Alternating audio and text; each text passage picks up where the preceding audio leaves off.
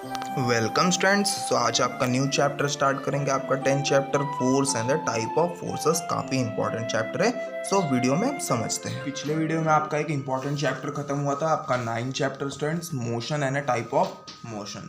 आज आपका 10th chapter start करेंगे, force and a type of force. एक और इम्पॉर्टेंट चैप्टर है जो force and a type of force आपको समझना ज़रूरी है स्टूडेंट्स, क्योंकि ये आगे भी आपको काम आने वाला है।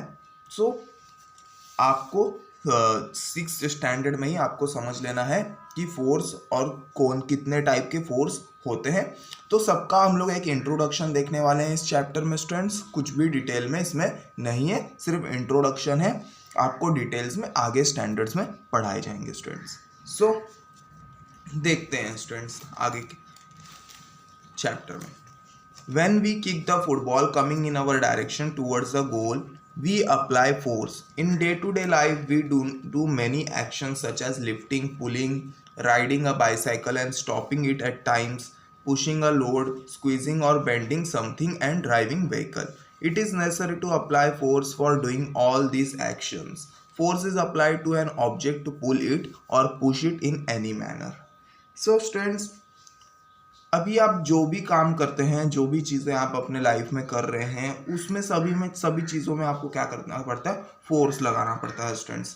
जैसे कि जब भी आप किसी फुटबॉल को किक करते हैं तो आपको फोर्स लगाना पड़ता है, या किसी चीज़ को आप धक्का देते हैं तो आपको फोर्स लगाना पड़ता है। किसी चीज़ को जब आप लिफ्ट करते हैं, उठाते हैं, तब आपको फोर्स लगाना पड़ता है। जब आप बाईसाइकिल राइड करते हैं तो अब आपको फोर्स लगाना पड़ता है। ब्रेक्स लगाते हैं तो आपको फोर्स लगाना पड़ता है। किसी चीज़ को निचोड़ते हैं तो आपको फोर्स लगाना पड़ता है। किसी चीज़ को मोड़ते हैं तो आपको फोर्स लगाना पड़ता है।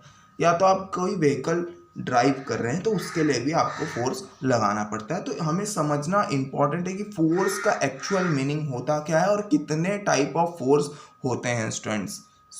वो हम समझने वाले। तो आपको सिर्फ फोर्स का मतलब अभी इतना समझना है, किसी भी ऑब्जेक्ट को आप पुल या पुश करते हो किसी भी तरीके से, उसे हम क्या बोलते हैं? फोर्स बोलते हैं students. No object changes its position on its own. Force is required to move an object. Force is used to change the direction of an object in motion or to stop it. So students, कोई भी जो भी object होगा वो अपने आप से कभी नहीं हिलने वाला है। यहाँ तक कि आप खुद भी अपने आप से नहीं हिल सकते जब तक आप फोर्स नहीं लगाओगे students.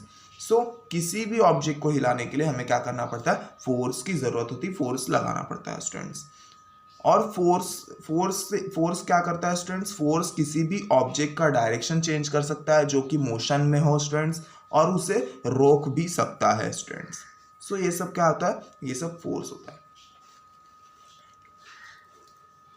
Force is necessary to change the shape of an object. तो फोर्स की ज़रूरत पड़ती है किसी भी ऑब्जेक्ट का शेप चेंज करने के लिए, चाहे वो स्प्रिंग हो या चाहे वो कोई भी चीज़ हो जिसे हम हैमर करके चेंज करते हैं स्टूडेंट्स। तो स्प्रिंग को भी हम खींचते तो उसकी शेप क्या हो जाती है? चेंज हो जाती है, वो थोड़ा सा लेंथ में बड़ा हो जाता है स्टूडेंट्स। इसका मतलब क्या है? फोर्स किसी भी ऑब्जेक्ट का शेप भी चेंज कर सकता है स्टूडेंट्स। यहाँ पे एक ब्लैक स्मिथ है स्टूडेंट जो क्या कर रहा है? हैमर से मार मार के फोर्स दे रहा है, और उस फोर्स के कारण यहाँ पे इस ऑब्जेक्ट का शेप चेंज हो रहा है स्टूडेंट्स। अगर हम बात कर लेते टाइप ऑफ फोर्सेस की, तो कितने टाइप ऑफ फोर्सेस है वो हम पढ़ने वाले हैं स्टूडेंट्स।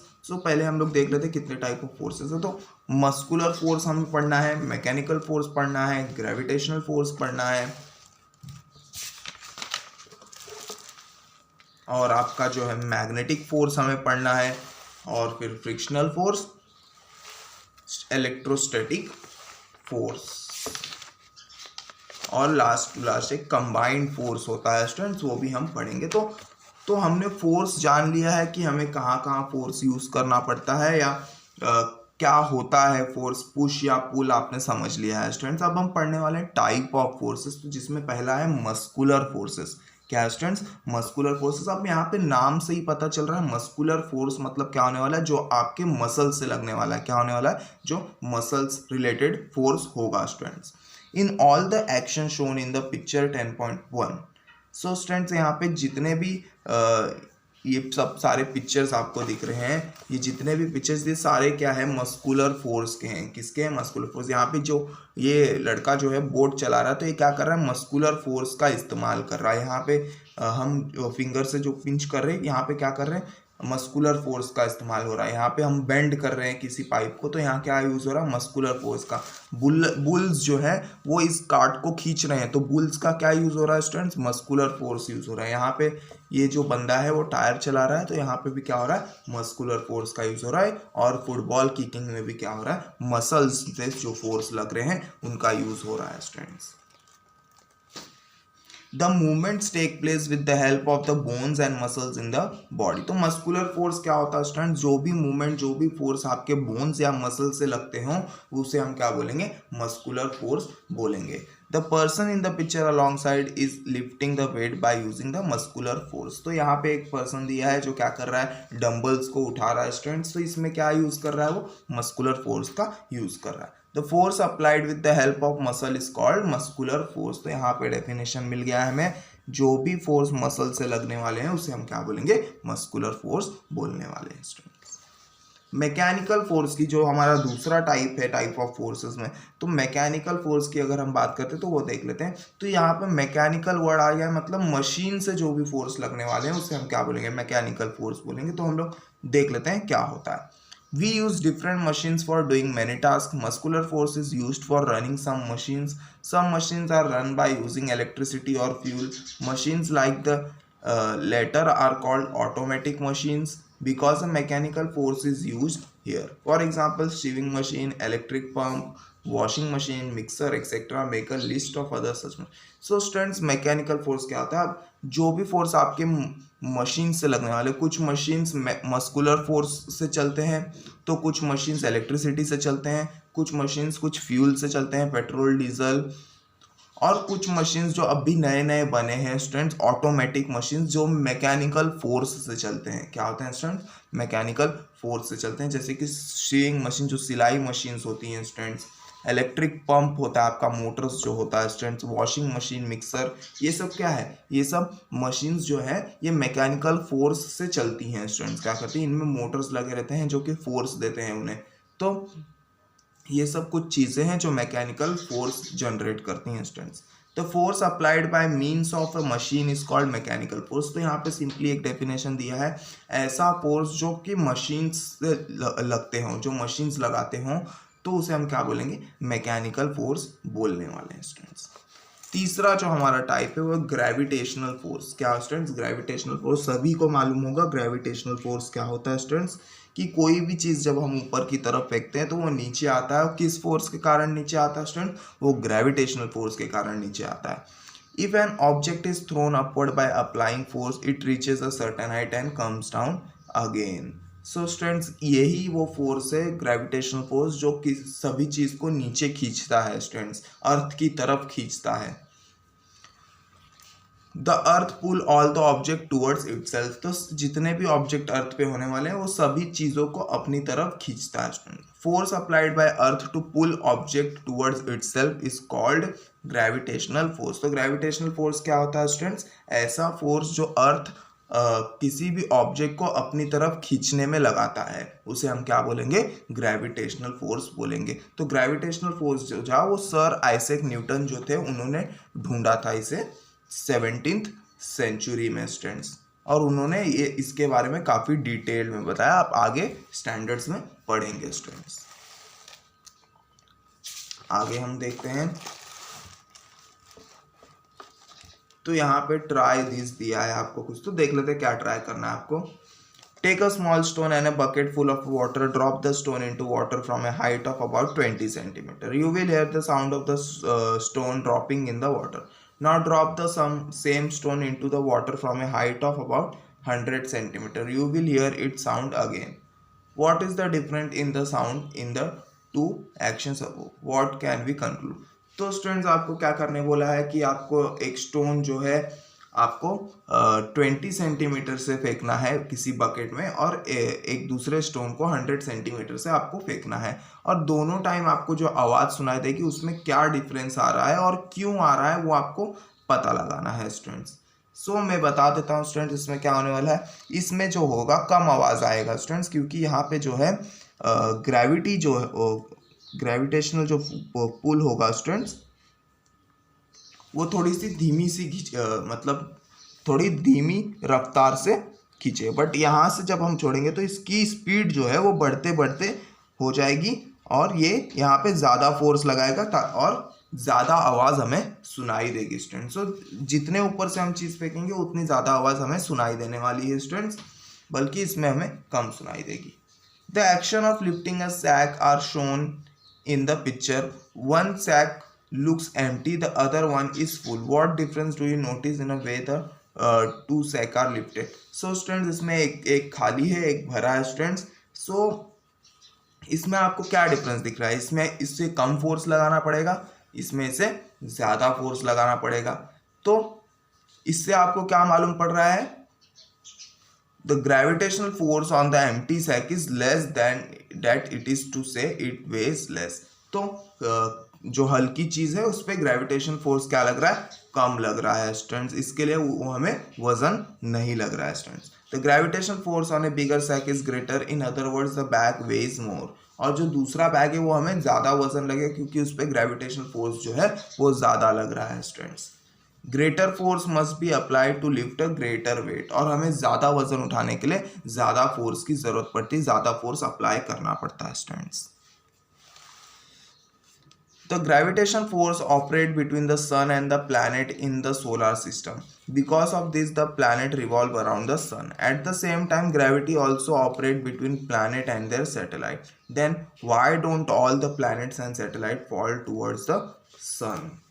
So students, यहाँ पे जो दिया है स्टूडेंट्स की ग्रेविटेशनल फोर्स ही वो फोर्स है जिसकी वजह से सन और प्लैनेट्स में क्या, प्लैनेट्स जो है वो सन की क्या करते हैं? सन का रिवॉल्यूशन करते हैं हमारे सोलर सिस्टम में। और हमारे जो सैटेलाइट है, मून है, और हमारे जो आर्टिफिशियल सैटेलाइट्स है जो हमने भेजे, वो भी क्या करते हैं? साथ ही साथ वो अर्थ का क्या करते हैं? ग्रेविटेशनल फोर्स की वजह से अर्थ के ऑर्बिट में वो घूमते हैं, अर्थ का रिवॉल्यूशन, अर्थ का चक्कर लगाते हैं स्टूडेंट्स। तो ग्रेविटेशनल फोर्स जो है वो सन की जो ग्रेविटेशनल फोर्स है वो अर्थ को अपने तरफ क्यों नहीं खींच ले रही है पूरी तरह से, और जो हमारे सैटेलाइट्स ऊपर है अर्थ उसे अपनी तरफ क्यों नहीं खींच रही है? क्योंकि ग्रेविटेशनल फोर्स क्या होता है? ग्रेविटेशनल फोर्स मैंने आपको बताया कि अर्थ जो है या कोई भी प्लैनेट जो है वो अपनी तरफ सभी चीज़ों को खींचता है, उसे हम क्या बोलते हैं? ग्रेविटेशनल फोर्स बोलते हैं। तो हमारे जितने भी सैटेलाइट्स हैं, हमारे मून जो है उसे अर्थ अपने अंदर क्यों नहीं ले रही है स्टूडेंट्स? तो ये आपका एक क्वेश्चन है, आपको सोचना है इसके बारे में स्टूडेंट्स, या तो आपको ढूंढना है स्टूडेंट्स। मैग्नेटिक फोर्स, अब हम लोग चौथे टाइप की तरफ जा रहे हैं, magnetic force. Place a magnet on a table, take a big iron nail towards the magnet, it sticks to the magnet, now hold the magnet upright in the air away from the nail, what happens? So students, आपने magnet से आप सभी ने खेला होगा students, आपको सभी को पता है कि जो आयरन्स होते हैं वो मैग्नेट पे चिपक जाते हैं, आयरन के जो टुकड़े होते हैं स्टूडेंट्स, और जब हम उसे दूर कर देते हैं तो वो नहीं चिपकते हैं स्टूडेंट्स। इसका मतलब क्या है? मैग्नेट भी फोर्स देता है स्टूडेंट्स, नाम से ही यहाँ पता चल रहा है। मैग्नेटिक फोर्स क्या होता है कि मैग्नेट से जो भी फोर्स आएगा उसे हम क्या बोलेंगे? मैग्नेटिक फोर्स बोलने वाले हैं स्टूडेंट्स। सो आप सभी मैग्नेट से खेले होंगे स्टूडेंट्स, और आप सभी को पता होगा कि मैग्नेटिक फोर्स होता है। तो मैग्नेटिक फोर्स क्या करता है स्टूडेंट्स? आयरन जैसे कोबाल्ट, निकल हो गया, ये सब क्या है? ये सब एलिमेंट्स जो है इन्हें वो खींचता है। कौन सा फोर्स लगा के? मैग्नेटिक फोर्स लगा के। The force exerted by magnet is called magnetic force. तो ऐसा फोर्स जो मैग्नेट जो है एक्सर्ट करता है किसी भी चीज़ को खींचने के लिए, या मैग्नेट से जो भी फोर्स निकलता है उसे हम क्या बोलते हैं? मैग्नेटिक फोर्स बोलते हैं स्टूडेंट्स। क्या बोलते हैं? मैग्नेटिक फोर्स बोलते हैं। फिफ्थ जो टाइप है हमारे फोर्स का वो है फ्रिक्शनल फोर्स। कौन सा force students? Frictional force.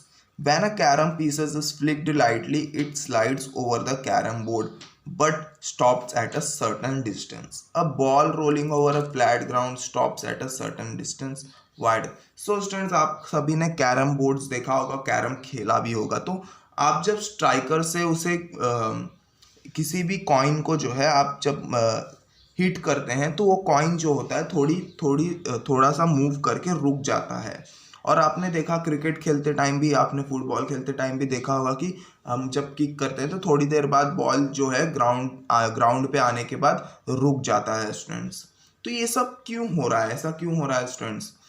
When two surfaces rub against each other, the force of friction comes into play. It always acts against the direction of motion. So students, अब ये जो चीज़ होती है ये क्यों रुकती है मैं आपको बताने वाला हूँ स्टूडेंट्स। तो आपको पहले समझ लेना है जब भी कोई दो चीज़ के सरफेसेस कांटेक्ट में आते हैं, दो चीज़ के सरफेसेस जहाँ पे मिलते हैं स्टूडेंट्स, वहाँ पे क्या जनरेट होता है, वहाँ पे फ्रिक्शन जनरेट होता है, घर्षण जनरेट होता है, फ्रिक्शनल फोर्स जो होता है वो जनरेट होता है, जिसे हम हिंदी में क्या बोलते हैं, घर्षण बोलते हैं। क्या बोलते हैं स्टूडेंट्स, घर्षण बोलते हैं। और ये जो फोर्स होता है ना स्टूडेंट्स, वो मोशन के अगेंस्ट होता है, मोशन के अपोजिट में होता है। जैसे कोई भी चीज़ जो है, जैसे ये बॉल जो है वो इस तरफ जा रही है, तो फ्रिक्शनल फोर्स किधर होगा, उल्टे डायरेक्शन में होगा, अपोजिट डायरेक्शन में होगा स्टूडेंट्स। ये क्या होगा, फ्रिक्शनल फोर्स, अगर मोशन इस तरफ है तो स्टूडेंट्स। हरदम जो फ्रिक्शनल फोर्स होगा वो हरदम अपोजिट साइड में होगा। अगर आप इस तरफ चल रहे हैं तो फ्रिक्शनल फोर्स किस तरफ होगा, इस तरफ होने वाला है स्टूडेंट्स। इस तरह से फ्रिक्शनल फोर्स जो होता है वो काम करता है, और इसी वजह से क्या होता है, ये कैरम के कॉइन्स जो होते हैं वो रुक जाते हैं स्टूडेंट्स, बॉल जो होते हैं वो रुक जाते हैं स्टूडेंट्स, क्योंकि फ्रिक्शन फोर्स लगता है। When a brake applied while riding a bicycle, it stops after running a short distance. How does the brake works? Between which part is friction produced? तो यहाँ पे आपको एक क्वेश्चन पूछा, जब आप ब्रेक लगाते हैं स्टूडेंट्स तो क्या होता है कि बाइसाइकिल जो है वो रुकती है स्टूडेंट्स। तो यहाँ पे आपको बताना है कि कौन से पार्ट्स में उनके फ्रिक्शन काम कर रहा है कि वो साइकिल रुक जा रही। तो सिंपल है स्टूडेंट्स कि कहाँ पे वो काम करेगा, उनके टायर्स में, जो उनका रिंग होता है स्टूडेंट्स, यहाँ पे ब्रेक्स के वो रबर्स होते हैं, तो ब्रेक के रबर्स में और ये टायर के रिंग में जो होता है वहाँ पे फ्रिक्शन फोर्स अप्लाई होता है स्टूडेंट्स। साथ ही साथ किधर पे अप्लाई होता है स्टूडेंट्स, साथ ही साथ यहाँ पे अप्लाई होता है स्टूडेंट्स। कहाँ पे, यहाँ पे ग्राउंड की तरफ। जब बाइसाइकिल इस तरफ जाएगी स्टूडेंट्स तो फ्रिक्शन फोर्स इस तरह से काम करेगा स्टूडेंट्स। तो यहाँ पे भी फोर्स अप्लाई हो रहा है फ्रिक्शन का, और यहाँ पे भी वो फोर्स अप्लाई हो रहा है रबर और रिंग के बीच में students. Take 2 pieces of smooth paper and 2 of sandpaper and rub them against each other. What do you notice? The smooth surface can be easily rubbed against each other because the force of friction between them is less, while rough surface cannot be easily rubbed against each other because the force of friction between them is much greater. So students, जितना rough surface होगा उतना force of friction ज़्यादा होता है students. So students, आप एक smooth paper लीजिए, 2 smooth paper लीजिए, 2 सैंड पेपर लीजिए। सैंड पेपर आपको पता होगा जिससे कि हम कोरोजन जो होता है, जो हमारे आयरन वगैरह में जंग लगी होती है स्टूडेंट, उसे साफ करने में काम आता है सैंड पेपर से। सो आप सैंड पेपर लीजिए और स्मूथ पेपर लीजिए स्टूडेंट्स। जब आप ये स्मूथ पेपर लेंगे स्टूडेंट, तो स्मूथ पेपर को जब आप रब करेंगे तो काफ़ी ईजिली रब हो जाएगा स्टूडेंट्स। पर जब आप सैंड पेपर लेंगे तो सैंड पेपर क्या होता है स्टूडेंट्स, रफ होता है, वो थोड़ा खड़बुड़ा होता है स्टूडेंट्स। तब हम उसे जब एक दूसरे में रगड़ेंगे स्टूडेंट्स तो क्या होगा, वहाँ पे वो हमें हार्ड पड़ेगा रगड़ने में स्टूडेंट्स। तो इसका मतलब क्या है कि उसमें फ्रिक्शनल फोर्स ज़्यादा लग रहा है as compare to smooth surface में students. It is possible for us to walk on the ground only because the force of friction. और अगर ये फ्रिक्शन नहीं होता स्टूडेंट्स तो हम चल भी नहीं पाते थे। क्या स्टूडेंट्स, हम चल भी नहीं पाते थे। यहाँ पे देखो स्टूडेंट्स, यहाँ पे दिया है, जब हम केले के छिलके पे पैर रख देते तो क्या होता है, वहाँ पे फ्रिक्शन जो होता है हमारे ग्राउंड से कम हो जाता है, और फ्रिक्शन कम हो जाता है तो हम गिर जाते हैं students. If there is no friction we would slip and fall. तो जब फ्रिक्शन नहीं होगा स्टूडेंट्स तो हम हरदम फिसल जाएंगे, हरदम गिर जाएंगे students. For example, we are very likely to slip while walking on an oily or wet floor. जैसे कि आपको पता है, जैसे हम किसी गिल्ले फ्लोर पे या ऑयली फ्लोर पे चलते हैं तो हम स्लिप हो जाते हैं। क्यों ऐसा होता है स्टूडेंट्स, क्योंकि वहाँ पे फ्रिक्शन जो होता है वो कम हो जाता है students. A force of friction is generated between the wheels and the wooden plank laid down under the car. So यहाँ पे क्वेश्चन दिया students, why is wooden plank laid down for pulling out a car when stuck in a mud? तो यहाँ पे जब कोई भी tyre जो होता है स्टूडेंट, जैसे कि ये गड्ढा है स्टूडेंट्स। यहाँ पे देखो स्टूडेंट्स, कभी कभी जो होता है कार का टायर जो होता है वो फंस जाता है स्टूडेंट्स, और निकलता नहीं, वहीं पे ये घूमते रहता है स्टूडेंट्स। कार का टायर जो होता है निकलता नहीं, घूमते रहता है स्टूडेंट्स। क्यों घूमते रहता है? क्योंकि वहाँ पे फ्रिक्शन जो होता है वो कम हो जाता है। तो हम क्या करते हैं, वहाँ पे एक वुडन प्लैंक डाल देते हैं, एक लकड़ी का तख्ता यहाँ पे ऐसा डाल देते हैं स्टूडेंट्स, और फिर इसके ऊपर से क्या होता है स्टूडेंट्स, वो टायर जो होता है इसके ऊपर से चढ़ के निकल जाता है स्टूडेंट्स। तो ऐसा हम क्यों करते हैं स्टूडेंट्स?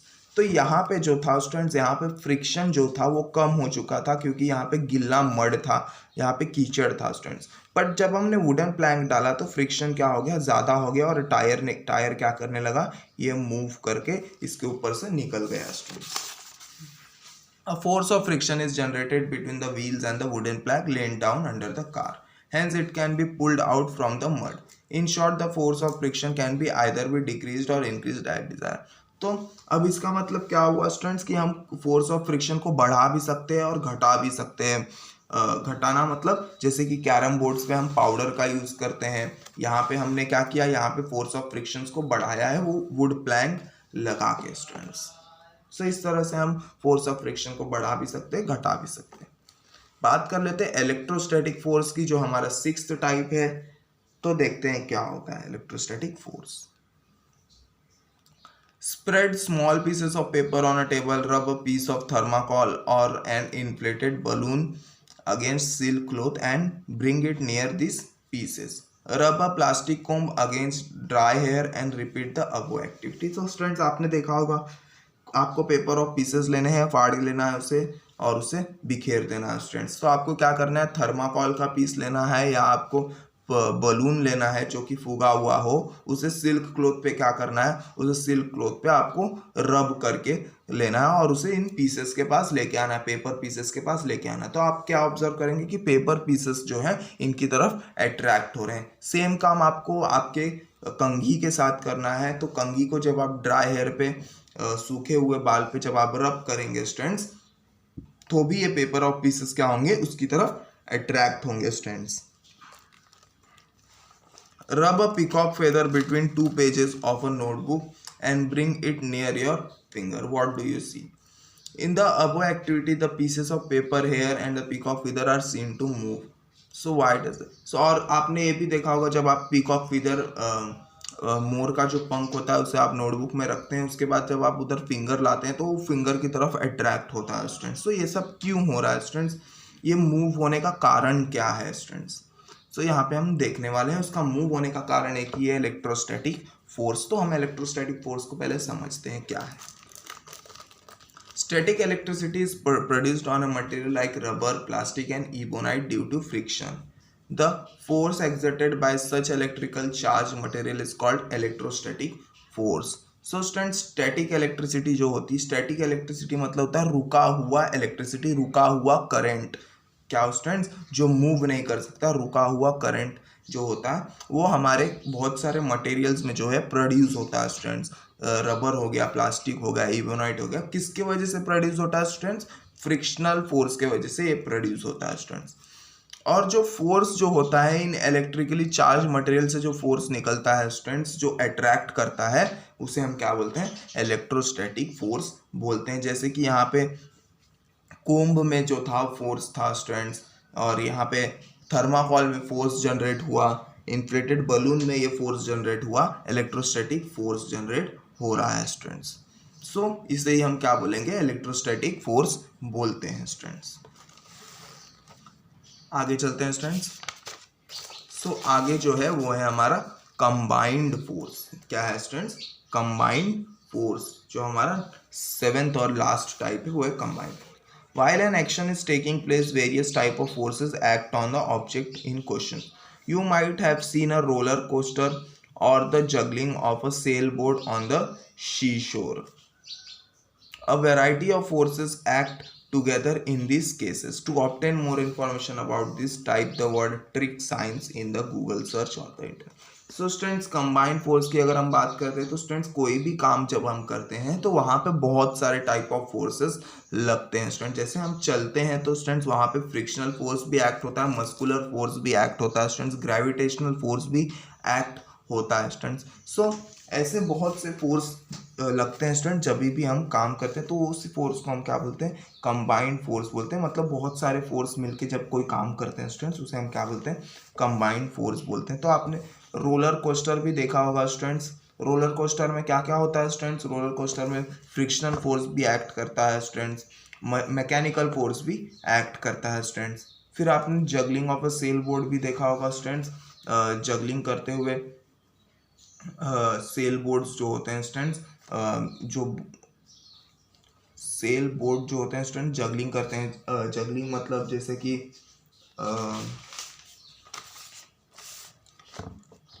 ये आपने जोकर देखा होगा स्टूडेंट्स, वो क्या करता है, जगल करता है, चीज़ों को उड़ाता है और गोल गोल घुमाता है स्टूडेंट्स। तो वहाँ पे भी क्या होता है स्टूडेंट्स, वहाँ पे भी बहुत सारे फोर्सेस लगते हैं स्टूडेंट्स। तो ऐसे बहुत सारे टाइप ऑफ जब फोर्स एक साथ लगते हैं किसी भी काम को करने के लिए, तो उसे हम क्या बोलते हैं, कंबाइंड फोर्स बोलते हैं। अगर आपको इसके बारे में ज़्यादा इन्फॉर्मेशन चाहिए तो आपको इंटरनेट पे गूगल पे क्या डालना है, ट्रिक साइंस, क्या डालना है स्टूडेंट्स, ट्रिक साइंस डालेंगे और आपको बहुत डिटेल्ड में इसके बारे में मालूम पड़ेगा स्टूडेंट्स।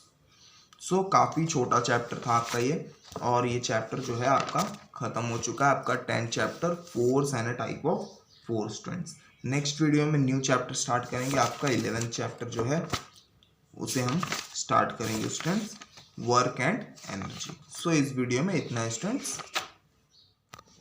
थैंक यू स्टूडेंट्स, मिलते हैं नेक्स्ट वीडियो में न्यू चैप्टर के साथ।